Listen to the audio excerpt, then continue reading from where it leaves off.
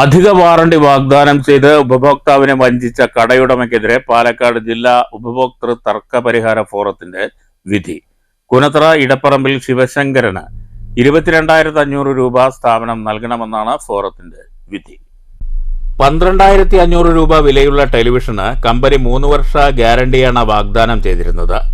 വല്ലപ്പുഴയിലെ home appliances സ്ഥാപനത്തിൽ നിന്നാണ് കുനത്ര Edapparambil Sivasankaran television വാങ്ങിയത്.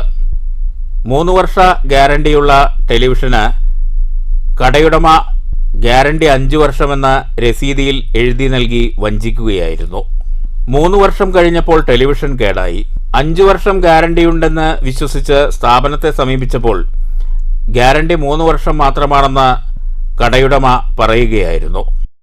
വല്ലപ്പുഴ നാഷണൽ അപ്ലയൻസ് എന്ന ഇലക്ട്രിക് സ്ഥാപനത്തിൽ നിന്ന് ഒരു TV വാങ്ങിക്കുകയുണ്ടായി. 12,500 രൂപ വിലയാണ്. അവർ 5 വർഷം വാറണ്ടി എന്ന് എനിക്ക് എഴുതി തരികയുണ്ടായി.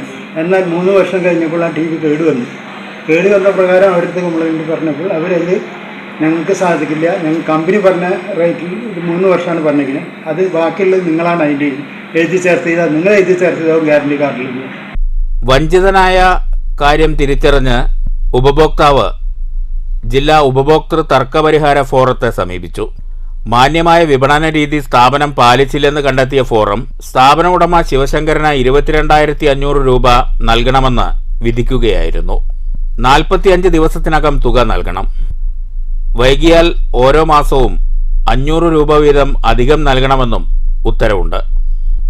ഉപഭോക്തൃ തർക്കപരിഹാര ഫോറത്തിന്റെ വിധി ആശ്വാസകരമാണെന്ന് വല്ലപ്പുഴയിലെ സ്ഥാപനത്തിൽ നിന്ന് ടെലിവിഷൻ വാങ്ങി വഞ്ചിതനായ ഇടപ്പറമ്പിൽ ശിവശങ്കരൻ പറഞ്ഞു. News centre, Shoranur.